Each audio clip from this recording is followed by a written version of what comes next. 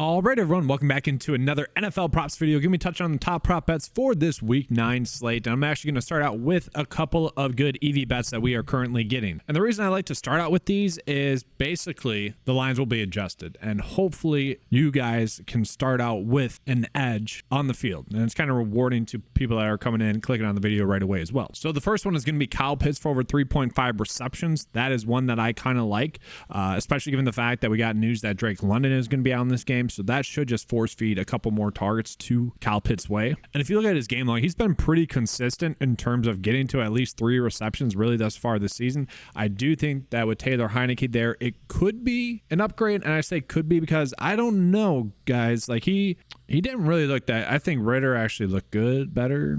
And I say that quietly because Ritter has not looked good. Ritter's been really clumsy with the football.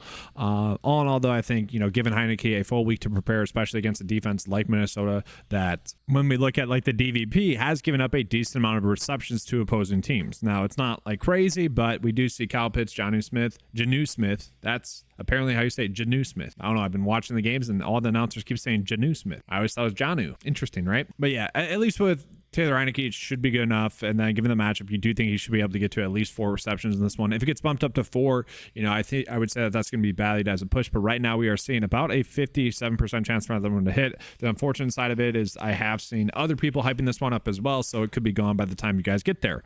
Another one that we are seeing is a good tackle and assist prop, and this one already has been bumped up about a 170% chance. So a 60%, 170 is the line, minus 170 is the line. 60% chance for him to get over 6.5 tackles. So that's been bumped to 7. That is still seemingly a good EV bet that we were getting there. Probably more or less valued as a push there, but still a good one. I did want to start out with those two. And then Taylor Heineke, if you want to do rushing yards, you can. We can see that line is a little bit too low. At 14.5 is what the average sportsbook line has it set at, whereas PrizePicks has the line set at 11.5, and so is Underdog. So now let's go ahead and get into the props for this week. And just getting into like a game-by-game breakdown here, we got the Miami Dolphins versus the Kansas City Chiefs, a 1.7 spread here. We are going to see a lot of injury news. So CEH is actually out with the illness. CEH has been kind of impressive thus far this season.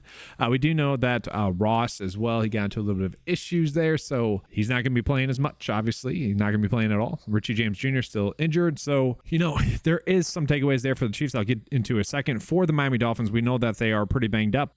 Durham Smythe currently questionable with the ankle injury. Achane still out. Craig Kraft is out, and so there is enough actionable stuff there, and we also do need to know about Braxton Berrios, because that could potentially create some value in this game. So looking at Miami, we aren't really getting any great props. I will say I still do like Mostert for over 11 for the fantasy score. That is seemingly still going to be a good one. You look at last week, he was not able to get his over fantasy score last week due to the simple fact that last week he did not get a reception. That was the only game thus far this season that he did not get a reception. And that to me was shocking. Now he did struggle in the first half against Philly, and that actually kind of happened against New England as well. And so right away, let's just take a peek at that one. Like most of his production against New England did come in that second half. They actually had like 5 straight plays from the 1-yard line in which he did not get a rushing attempt. And then they went and had another series down there, and then he did get a rushing attempt, and he scored on that rushing attempt. So seemingly they made a mistake there. It was like a 4th down play in which Cedric Wilson scored a touchdown on. Well, and they could have just given a carry to Mostert. So maybe that's something that gets corrected.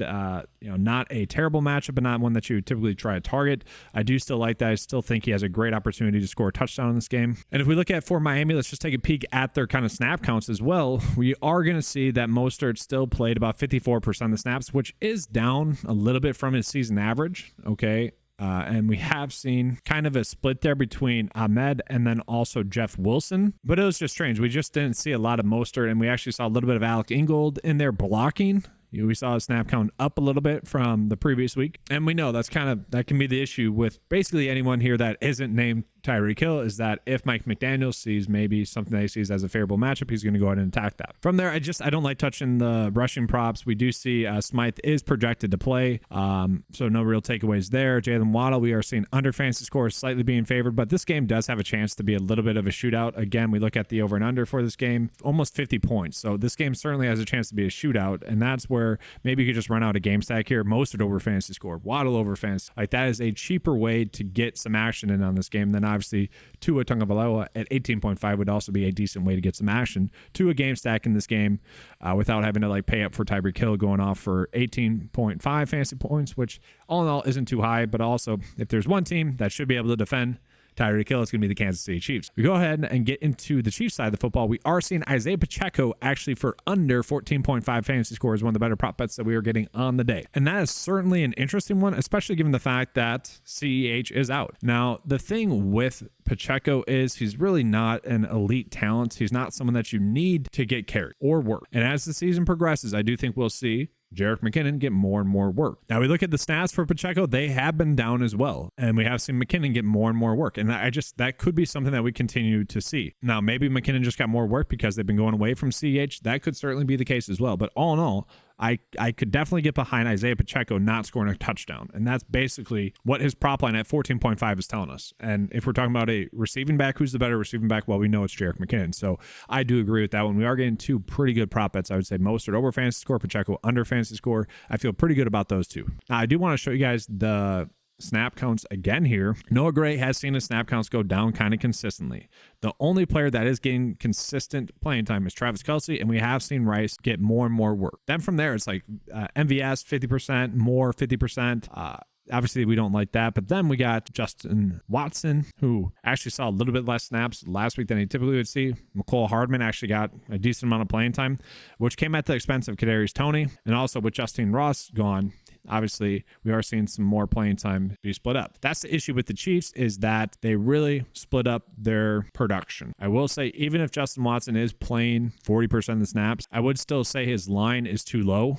Okay. The game against Denver, he had one target in that game, ended up getting injured in that game. And then I believe he missed the next game. That one target was one that he dropped. It was kind of one of those weird catches where it's more over your head than to the side. Those are a little bit more difficult to catch. All in all, though, he should have caught it. And then he would have got the over. So basically, he would have had the over in every single game except for one. And they like getting him the ball downfield. And, you know, besides Rice, he's probably been their second best receiver. MVS has made some good plays, don't get me wrong. But all in all, I would say the receiving yards that we are getting for Justin Watson at 17.5 is simply too low. That being said, MVS has been, pretty consistent as a producer. And if this game is going to be as low scoring as, or as high scoring as Vegas thinks, then I would say that the players that are playing a decent amount more downfield targets, like MVS, like Justin Watson, I do like for the overs. And we will see the data does agree with me that Watson for over 17.5 for receiving yards is a decent one. Not a huge one, but not a terrible one. So now moving on to the next game, we got the Minnesota Vikings versus the Atlanta Falcons. Now, this would have been a smash spot for a lot of the Minnesota Vikings if they had the best quarterback in the league, Kirk Cousins, playing them for them. Obviously, they don't, and obviously I'm being a little bit embellishing there with Kirk Cousins, but no, he really, guys, like on a per throw basis, not drop back because he's not as mobile in the pocket, but he had been the best throwing quarterback in the league thus far. And I know I just highlighted Tua and Patrick Mahomes. You could maybe argue Tua. Mahomes has had some misses, but man, I feel bad for him. All in all, that could be a win-win though, him getting injured, because Minnesota might get him at a cheaper contract this coming off season. And, you're not going to get a better quarterback than Kirk Cousins out there on the market. You're just not. He's been really lights out this season. And so I could see that being a situation where they're kind of just forced to roll with him again. Or some other team, like the Atlanta Falcons, is going to get themselves a pretty good veteran quarterback next year. But all in all, that's next year. Looking at this year, wow. The Falcons did make the switch to Taylor Heineke. And I don't know. I actually thought, I didn't think he looked as good. I already mentioned that. All in all, though, it's a full week of getting the reps. You should be more prepared. You also have Drake London out with a groin injury. That's a little bit of a concern, I would say, right? So the assumption to me is that Van Jefferson is going to get more work. For the Vikings, the biggest thing that we need to monitor is what is going on in that running back room. This is seemingly going to be a good matchup for Minnesota, but we did see basically Cam Akers get a ton of work in the first half, and then they went back to Madison. A lot of people say that Cam Akers has looked better than Madison, and I don't know. I wouldn't disagree with that, but at the same time, Madison is playing more, so like on a per snap basis, two players that look similar. The one that's getting less snaps, the one that has fresher legs, should be the one doing better. So it kind of makes sense to me. But all in all, we do know Addison, TJ Hawkinson, KJ Osborne, they're going to be playing a lot, but they're going to be playing a lot with Jaron Hall at quarterback. Jaron Hall was someone I was excited for this preseason, and he was terrible. Okay. And if you look at how quarterbacks have kind of looked thus far, like Will Levis was the only one that I would say kind of stood out against the Falcons. And who is Jaron Hall going against? The Falcons. And then we saw like how Will Levis looked in the next game, didn't look as good. So maybe there's something there that Jaren Hall could have a good game. I doubt it. He does have talent around him, though, so it wouldn't be the most shocking thing. And so we look at the props that we're getting from Minnesota. To me, it's going to be probably a difficult spot to get to really any of these guys. Maybe TJ Hawkinson for over 5 receptions. I believe he got 2 receptions, even with Jaren Hall there. At least one I remember seeing. All in all, the offense does kind of flow through him, and I do still see him getting targeted pretty heavily in this game, especially in this matchup against the Falcons, where they do kind of struggle to cover opposing tight ends. So that's not a terrible one. If we're trying to pick a game or a prop from this game, that's probably it. All the other ones, I'm probably just staying away from. My question is, can Madison and Cam Akers establish the run enough to the point where the Vikings can run the Falcons offensive set, which is heavy play action, pull the pass, has someone downfield wide open? Maybe. We did see it last week for Will Levis. Let's get into the Falcons. So I was actually hoping that we would get more props on Van Jefferson, maybe like a receptions prop, but we are getting one for him. And I bring that up because Van Jefferson is most likely going to be their receiver number 2, guys. And he could be a sneaky, really season-long ad and DFS play as well, because he's going to be the guy. And so he is someone that instantly came in and got 5 targets, had 24 receiving yards in that game, which was a pretty good matchup. Don't get me wrong, played in 74% of the snaps. Wasn't the best targets because, well, the quarterback play is still spotty regardless. But I will say the line that we're getting on him at 28.5 for a guy that's going to be the leading receiver in this game does seem to be a little bit too low. I'd probably favor that one. Taylor Heineke for over 11.5 rushing yards. We know he is pretty much prone to pulling and running with the football, so I don't mind that one as well. So then from there, we move on into the next game, which is going to be the Seahawks versus the Baltimore Ravens, a 44.1 over and under and a 6-point spread. Seemingly a good game, though. For the Ravens, yes, we know that they're pretty banged up defensively, but all in all, their offense, they should be pretty much good to go. For the Seahawks, the biggest piece of news that we have is that they are seemingly trying to get Zach Charbonnet more involved. And I, for the life of me, don't know why. Kenneth Walker has looked like a stud thus far this season, and I really haven't seen that much from the latter. Now, don't get me wrong, he hasn't looked bad, but to me, he's looked like more of a Najee Harris, more of an A.J. Dillon type, whereas Kenneth Walker has looked like kind of their best player. So against Baltimore, I don't know, maybe they just want to get a few yard carries. It's not like Kenneth Walker's been bad, but to me, because of those snaps, it might just be a situation to stay away from. And so starting out with the Seahawks, we are going to see that actually one of the better props that we were getting is going to be Geno Smith for under his fantasy score at 16.5. We can see Underdog has it set at 16. The projection data has it set at 14.7.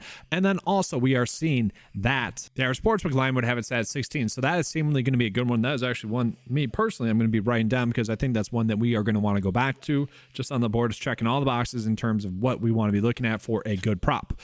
From there, Charbonnet, if you want to roll with the over rush yards at 18.5, we can. We did see that he was more involved last week. I don't know. I kind of want to take a wait and see approach, though, although if he is going to be the lean snap share getter, that is seemingly going to be a good prop. I just don't like it because, well, why should he be that involved? And then we go ahead and take a peek at Baltimore. So the Ravens, we are seeing again Mark Andrews for an under fantasy score prop at 12.5, seemingly a little bit too high, although the projection data would be favoring the over. To me, very much touchdown dependent. He is someone that can certainly get there, but we are seeing probably the better bet would be the under 4.5 receptions. If you were wanting to chase the fantasy score, I would say that that correlates. And then from there, we're really not getting that many good props for them in general. So let's go ahead and move on into the next game. The next game that we have here is going to be the Arizona Cardinals versus the Cleveland Browns. So the Cardinals got rid of Joshua Dobbs. They are expected to start Clayton Tune. So you're getting probably the quarterback that looked the worst in the preseason going against the best defense in the league. On top of that, the running back that they had been starting, DeMarcado, is currently out as well. So this should be a dumpster fire.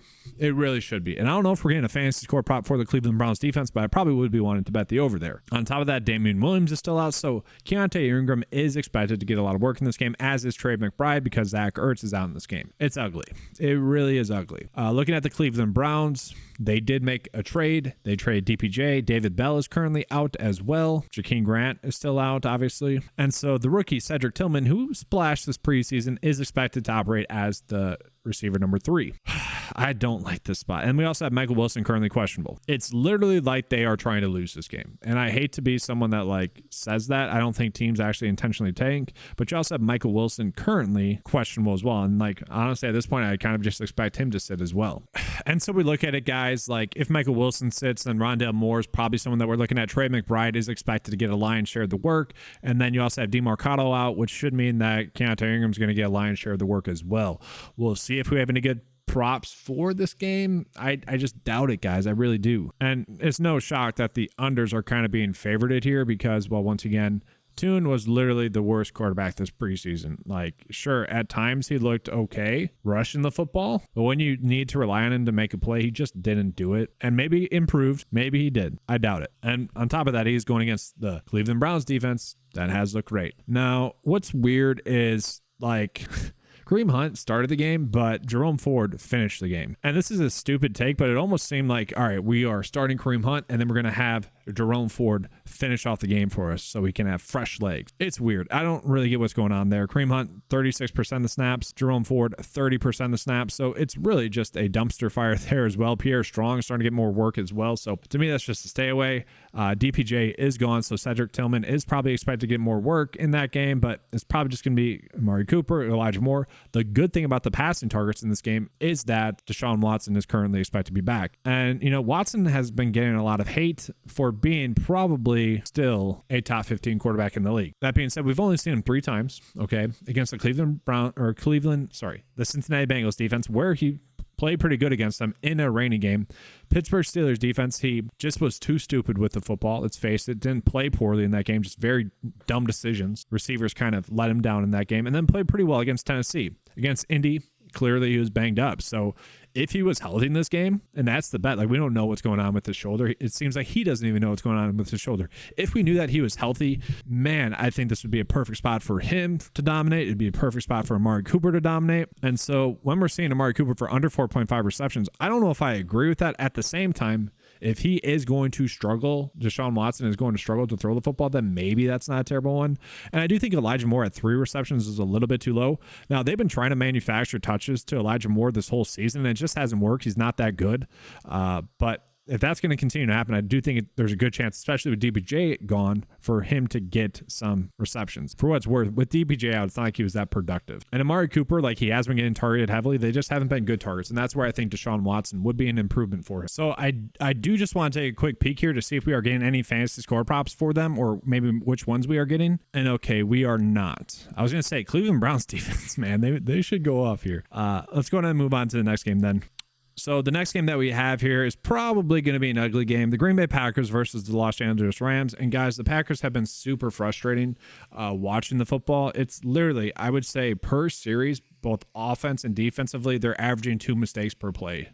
Or per series, sorry. It's whether it's a penalty or just someone doing the wrong assignment. It is such undisciplined football. It's insane. It's like watching a high school football team or something like that. And obviously when you're doing that, that's when the stuff like the first half production isn't there. That's when you let up pretty easy touchdowns as well. Now, yes, you can blame it on a youth movement, but at the same time, eventually they have to figure it out.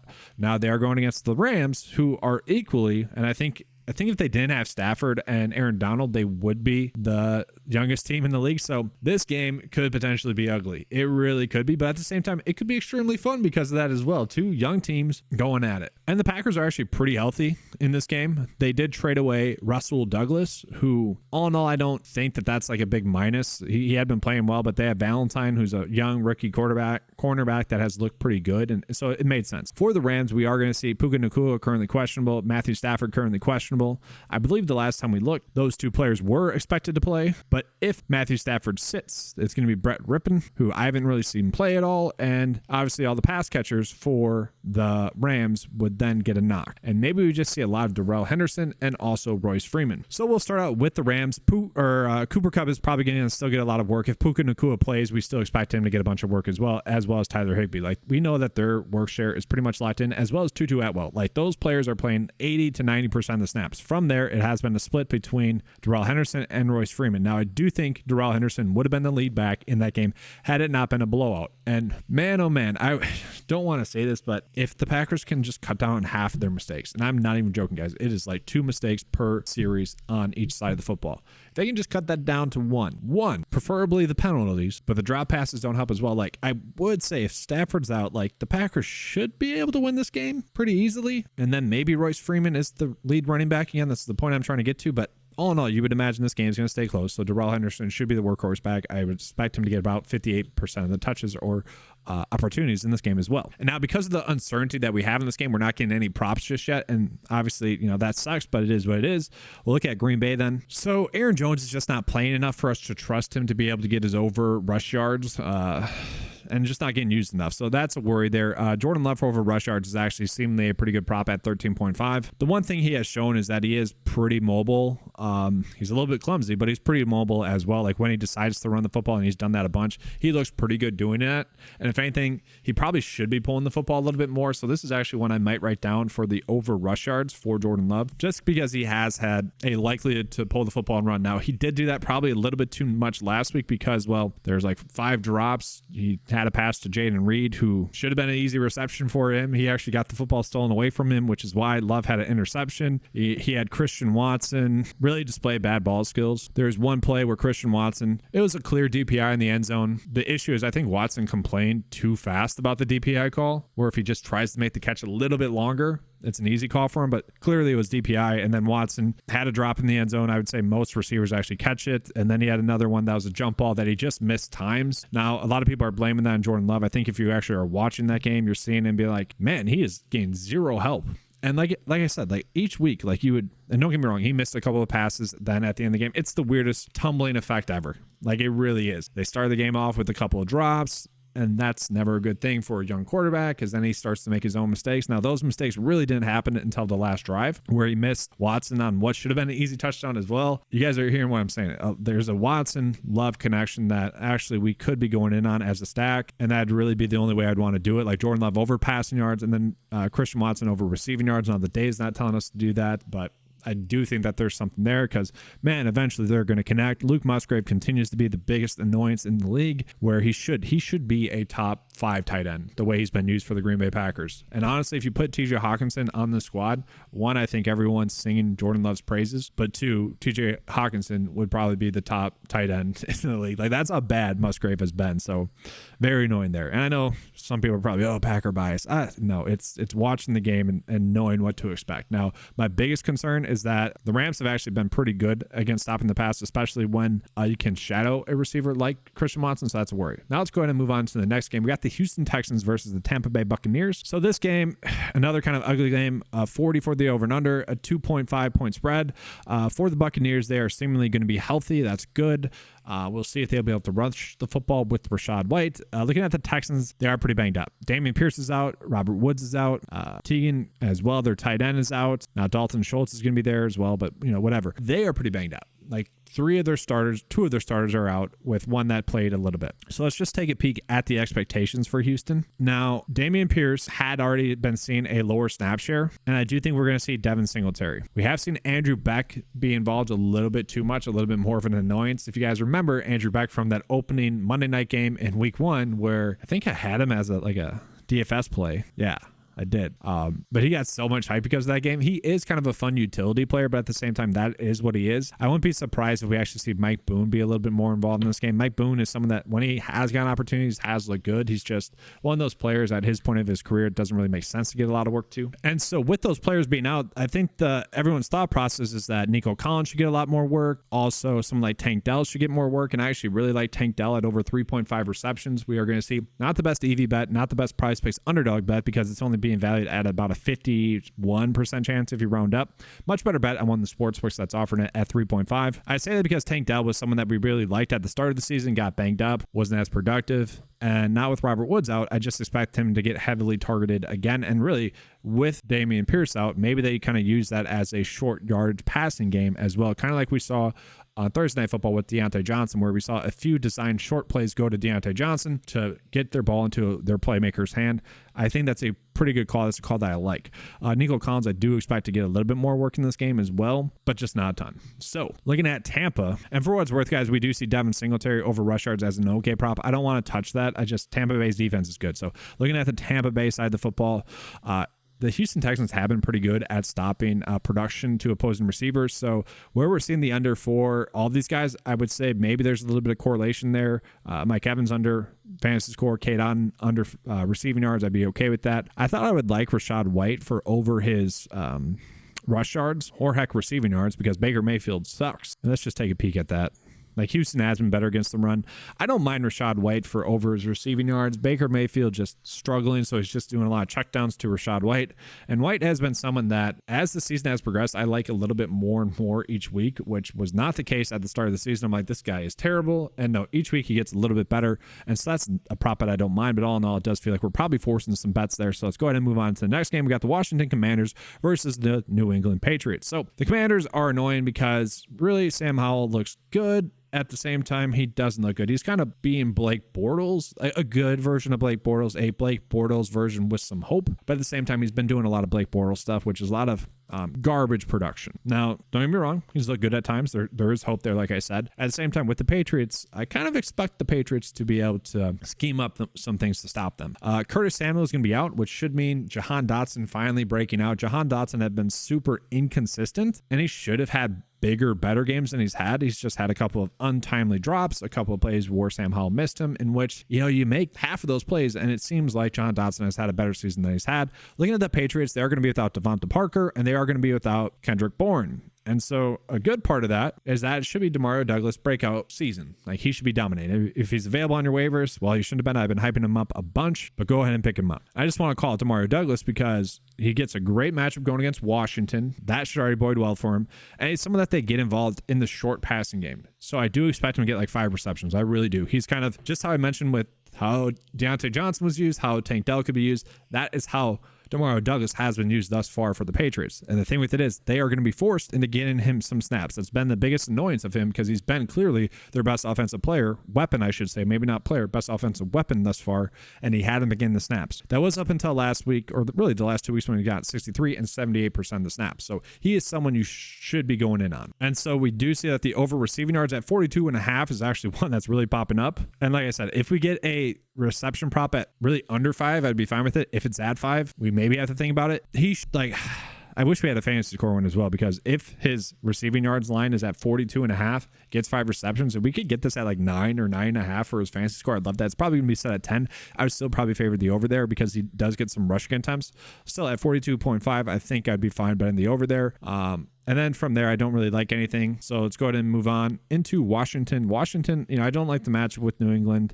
Sam Howell, we're actually seeing being heavily favored for the under at 14.5 for a fantasy score. I'd probably agree with that. At the same time, we do see Terry McLaurin is one in, that's rush yards. Okay, so we actually do have a correlation here. Terry McLaurin and Sam Howell for over their fantasy score. Those two correlate. That's a decent stack and opportunity that you have there. Maybe a little game stack. Maybe we could run out Demario Douglas over receiving yards, and then these two as well. I don't mind that. Okay, so that's decent. Jahan Dotson, does he have a fantasy score prop just yet? He does not. Guys, Dotson is a good talent. Like, he has shown that he's a good talent. And I do feel like that was the breakout game, but it was also a very good matchup. Now he gets a more difficult matchup. I wish we could get a fantasy score prop here because I do feel like he's going to break out. Like, second half of the season breakout, we've seen that a bunch. But until we get that with him, let's move on into the next game. The next game is going to be the Bears versus the Saints. Another game that, I don't know, it's definitely interesting. So Banja is going to be starting again. So again, we do see that this is going to be an upgrade for their pass catchers, most likely.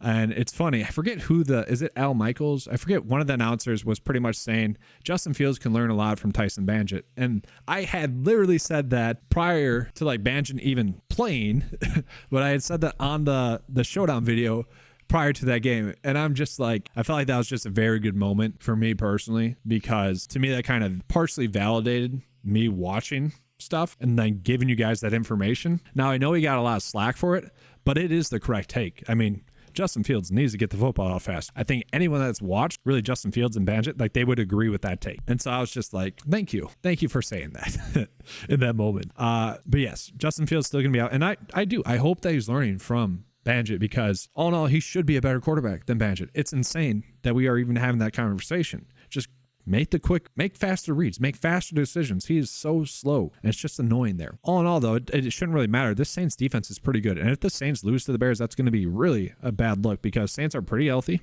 Okay. And they are 8.5 point favorites. Like, they should win this game pretty easily. And so I'm actually curious, are we going to get any rushing props here for someone like Alvin Kamara? Rushing attempts props, that is. 15. They bumped up to 15. So a better prop bet on underdog. We're set at 14.5. And I bring that up because, yes, if they're playing with the lead, you do expect someone like Alvin Kamara to get a decent amount of work rushing the football. But this is seemingly a smash spot for Alvin Kamara regardless. and he has gone 17, 17, and 19. And this game was a game in which they're ahead. This was a close game against Jacksonville, and this was a game in which they're behind. Another game in which they were ahead against New England. He got over 22 rushing attempts. So to me, even at 15, this is seemingly going to be a good one for Alvin Kamara for rushing attempts, and this is another one in which I'm writing down.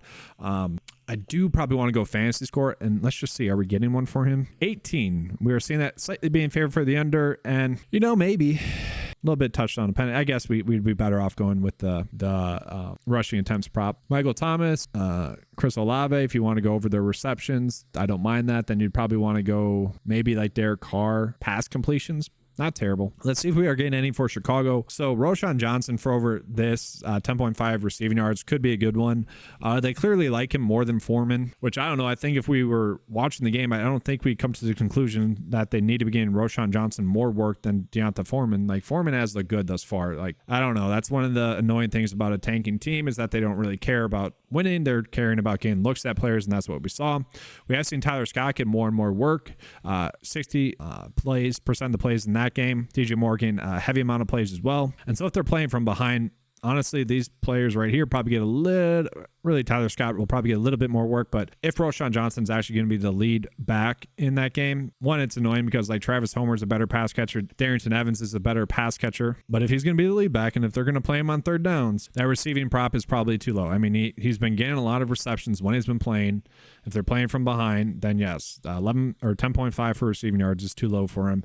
From there, Cole Kmet 3.5 receptions. That was super annoying. That was like watching the Washington game when Sam Howell just had tunnel vision on Logan Thomas. That was the Thursday night game. It's kind of what we saw with Banjit there. Didn't love it, but maybe there's something there. All in all, really the only other one I kind of like is going to be Tyler Scott for over 11.5 receiving yards. Played 60% of the snaps. You expect him to get more involved. And also Darnell Mooney at 2.5 receptions. Those are more sportsbooks bets. Like if you're someone that bets on sportsbooks as well, I like those a little bit better because they're not good EV bets for Underdog or Prize Picks. They'd be better individual bets on there where the payout's going to be better considering the likelihood of them hitting. I say that because, well, they're going to have to play from behind. And I just think that they're going to look back. Getting Cole Kmet the football that much is not a winning strategy like anyone would think. And so Mooney, Scott, I expect to be more involved. All right, we got two more games here. So the Giants versus the Raiders, 2-point spread, and then a very low over and under. We do know that Daniel Jones is expected back because Tyrod Taylor is going to be out. We also have Darren Waller listed as out as well. This is probably going to be the Saquon Barkley show for the Giants. I think that's pretty easy to see. And then for the Raiders, we got news that Aiden O'Connell is going to be starting, which I laughed at. Obviously, they had a lot of transition there. Their head coach is fired. Their OC is gone. I laughed at that because I thought really the biggest blemish on Josh McDaniels' really career was, as the Raiders head football coach, was starting Aiden O'Connell in that game where he literally looked like the worst quarterback to ever start a football game Okay, I preface that with saying a lot of people give Nate Peterman a hard time for his 5 interception game when really you would argue probably 4 of those were on his receivers. At least 3 of them for sure were on his receivers. And he was going up against a really tough defense. Aiden O'Connell looked much worse than that. Much worse because his mistakes were really on him and he just couldn't process the field or anything like that. And what's the first thing they do? They decide to start him. And I should start with saying, guys, I benefited from playing Aiden O'Connell a lot in preseason NFL DFS. For those of you guys that don't know, again, I feel like I'm being cocky here, but I do think it's right. Like not easily, let's not get too carried away with it. I'm one of the better preseason NFL DFS experts. I kind of created that segment on YouTube. I was the first one to start doing it and really spend a successful season every single season. He was someone that I was hyping up every week. I thought he looked good against that second tier talent, but then the blemishes start to come up, on some plays, and you're okay, let's have some hesitations. And then we saw against actual NFL talent, like he couldn't take that next step. My brother put this up in a perfect way when talking about quarterbacks that look good in the preseason against backups. It's like it's a baseball player going from AAA to major leagues. Like they dominate in the AAA, but that slight difference in the mile per hours of like a fastball or whatever, the slight increase there in baseball, it's the speed of the pitch, is enough to really make a big difference. And that's typically the slight difference for quarterbacks. It's like the slight difference in speed or reaction time between starters in the league to practice squad players can be significant. So yeah, I don't expect Aiden O'Connell to have a good game. Now, he does have Devontae Adams, Jacoby Myers. Those are 2 really good players. Obviously, Josh Jacobs has been doing really well as well.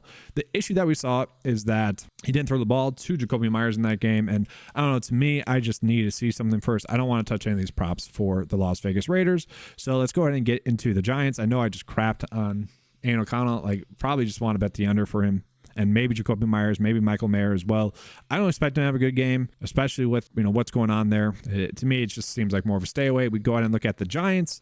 This line seems too low for Saquon Barkley. Darius Slayton's going to be playing a decent amount, and let's actually take a peek at those snap counts for the New York Giants. So we have seen the Giants kind of make a change and then flip on that change. What I mean by that is Jalen Hyatt got 70% of the snaps 2 straight weeks, and then went down to 35. And then now we've seen Wendell Robinson get right back up to his normal snap share. So that is a confusing thing. And maybe it's just because they don't have Darren Waller in there. Darren Waller is much more of a tight end that can get open by himself early on in a play and kind of be an easy target. And so maybe that's why we saw Robinson get more work, because then they had to use him a little bit more in the short passing game.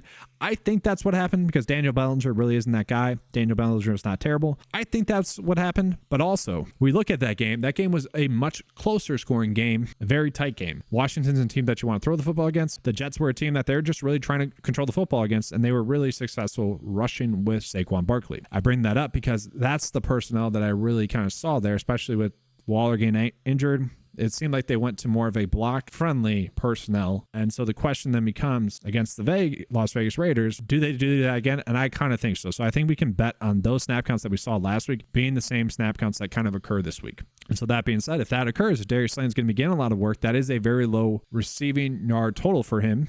Wendell Robinson, I would want to get a receptions prop on that we're not getting on. Like if that's at 3.5, I bet the over there. Saquon Barkley, rushing attempts, 18.5. I'm okay with that. I think I'd rather just bet the over or rush yards at 76.5. But again, that's a better bet on one of the sports books. All right, so now getting into the last game that we have here. Dallas Cowboys versus the Eagles. This is seemingly the best game in terms of stackability. The issue is that they are obviously division rivals.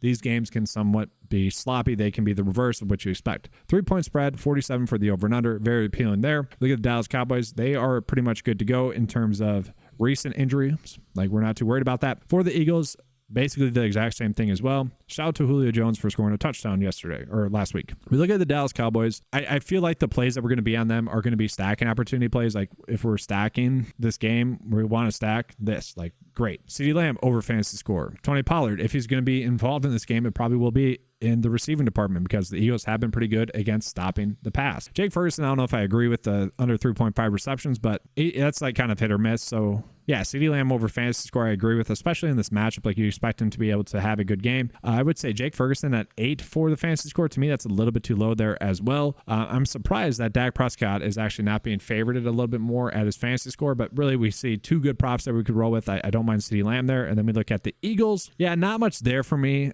Zacchaeus is expected back, so I actually wonder what that means in terms of snaps. Let's take a peek at that. So I bring that up because Quez Watkins got injured, and so we saw Zacchaeus get a lot more work.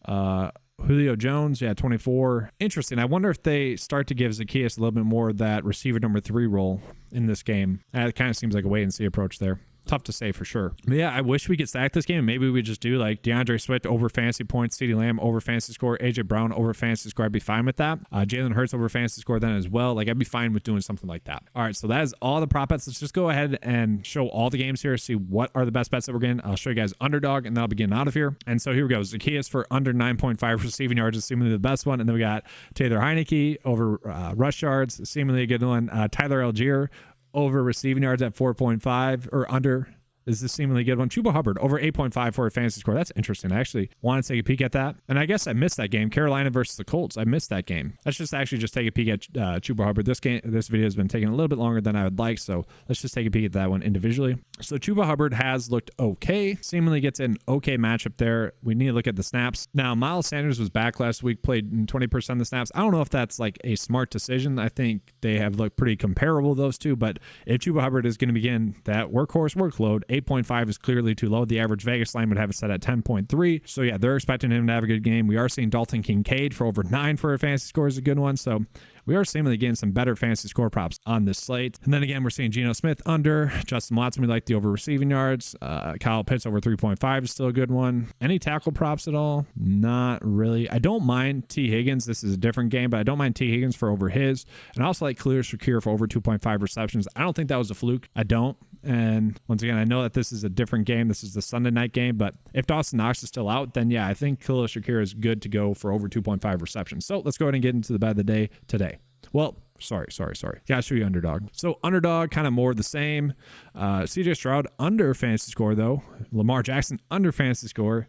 It's always interesting to see this. Dallas Goedert under fantasy score. It's always interesting to see this because just how they differentiate between their fantasy score props. It's a little bit different calculation and all, but always funny. So if you want to roll with those, by all means you can. Now let's go and get into the bet of the day. All right, so the first one is going to be straight from the cheat sheet, just the best prop bets that we have available in terms of fantasy score. I typically like going with those, but we are saying Chuba Hubbard, Dalton Kincaid. The thing that I like about those is that those aren't really being factored, or touchdowns aren't really being factored into that projection. So if they get a touchdown, that's a huge spike. We know that touchdowns aren't likely, but could happen. Then I actually messed up with the T. Higgins one on the first graphic, so I'll show you guys this. It's actually more for T. Higgins for 11 for the over fantasy score. And then the two under bets is Geno Smith against Baltimore, difficult defense, and then Pacheco going against Miami, which should be more of a pass-heavy script, I would imagine.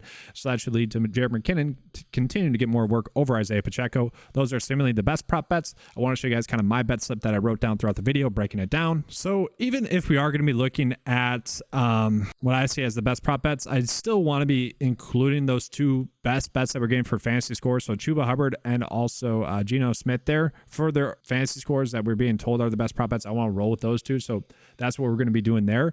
Then we also see Justin Watson for over 17.5 receiving yards. He's had 2 games where he's gotten the under. 1 game he had a bad drop where he should have got the over. And so if he is still playing about 40 to 50% of the snaps, if this game is a shootout, I expect him to be able to get that over. And then Jordan Love, he is rushing the football a bunch lately. Hopefully that continues. And they have been running some RPOs in which he actually probably should be pulling the football a little bit more. Van Jefferson is going to be the receiver number 1 in this game. Going against Minnesota, that's a pretty good matchup. And then with Taylor Heineke, who just has been forcing the football, it's kind of a good spot for him. Really, I mean, I don't want to say this is like in Drake London at that because it's certainly not, but it partially is. Like, he is going to be the receiver number 1 here. Most likely that's what we saw last week. 70% of the snaps, he was the receiver number 2. So you expect him to be the receiver number 1. Now you might be saying, well, Kyle Pitts is going to be or Bijan Robinson is going to be actually. Maybe, but at the same time, we don't know that for sure. And then Alvin Kamara, game script bet, over 15 rushing attempts. He's actually gotten this over in a few straight games. So not a bad bet there as well. That's going to be all for this video. Again, if you guys want access to that 95 Sports cheat sheet, it is available at 95sports.com for just $10 a month for both PrizePicks and Underdog. Make sure to hit that notification bell as well as the like and subscribe button. Appreciate it, guys. Let's have a good slate. And as always, let's keep cashing.